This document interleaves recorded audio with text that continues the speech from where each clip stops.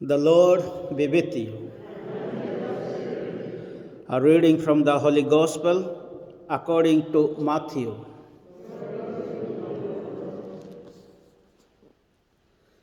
Jesus said to the chief priests and the elders of the people, "Listen to another parable. There was a man, a landowner, who planted a vineyard. He fenced it round, dug a winepress in it, and built a tower. Then he leased it to tenants and went abroad. When vintage time drew near, he sent his servants to the tenants to collect his produce. But the tenants seized his servants, thrashed one, killed another, and stoned a third.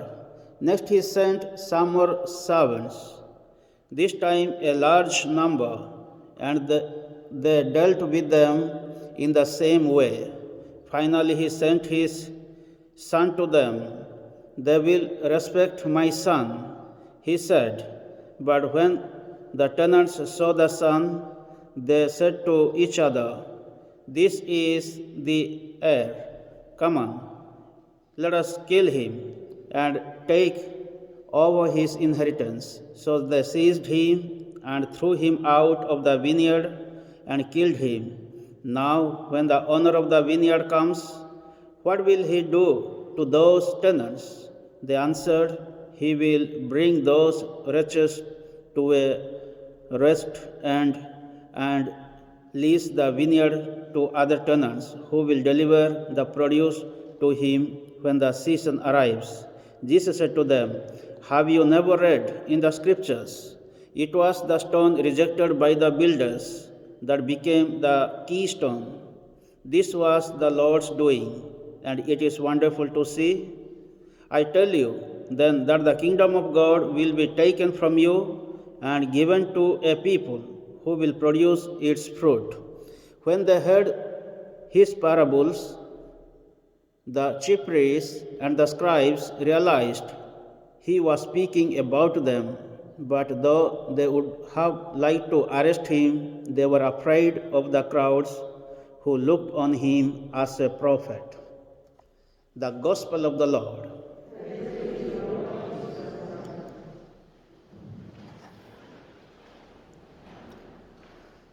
In the first reading, we heard from the book of Genesis about the story of Joseph.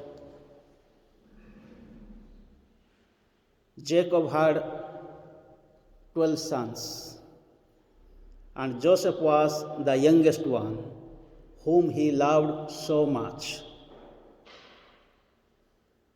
The 11th son had gone to Shechem to graze their cattle because there was famine. In Shechem area, there was water and a lot of grass or food for the cattle. So they were there for so many months. Then the father Israel or Jacob sent his last son Joseph to see his brothers. With love, Joseph went to his brothers, walking through rivers, streams, forest, and finally he reached them. And you imagine, with a lot of happiness, joy, Joseph was looking at his brothers, that I have reached my brother's place. As soon as the brothers saw him, what they said? "Here comes a dreamer. Let us kill him." Without talking, without wishing him or receiving him, as soon as they saw him, they wanted to kill him.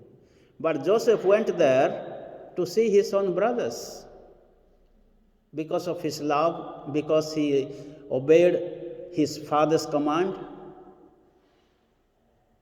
And finally, what they did? They wanted to kill him. They put inside the well, threw him, but he did not die. Then they took him out. Again, they sold him to merchants. And finally, what happened? He was sold in Egypt. and became a governor or a king of Egypt later on. And afterwards we find that he is helping his own brothers who wanted to kill him. So this is what we find sometime our most near and dear ones, our own brothers and sisters, our friends or our husband or wife or whoever may be, the most close ones can become the number one enemy in our life. And they may kill us. But the hand of God was with Joseph always. Although they wanted to kill him, he was not killed. Finally, he became the king of Egypt. And he saved his brothers. He saved the people. In the gospel reading, we find again, Jesus is giving the parable of the wicked tenants or servants. God sent so many messengers, God sent prophets, people killed him in Israel. And finally God sent his own son, Jesus Christ. Again they killed him, they crucified him.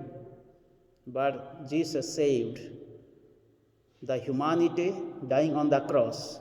So in the conversation, what is happening at the end, Jesus said to the chief priests and the scribes, the kingdom of God will be taken from you and given to a people who will produce its fruit. So this is what happened in the lives of the people in Israel. So two things we need to remember. The kingdom was taken away from them because they did not do God's will, God's plan. The second thing, God is not present among them. If the kingdom of God is taken from them, means God is not present. So this is one of the result why the temple was destroyed. The first temple was destroyed because God was not present. The second temple was destroyed after the prophecy of Jesus, 40 years, in 70 AD. The temple was destroyed by Romans because there was no God. The presence of God was not there. So this is what the scholars would say. Once there is no God's presence, everything will be destroyed. But it is given to somebody else who can produce fruits.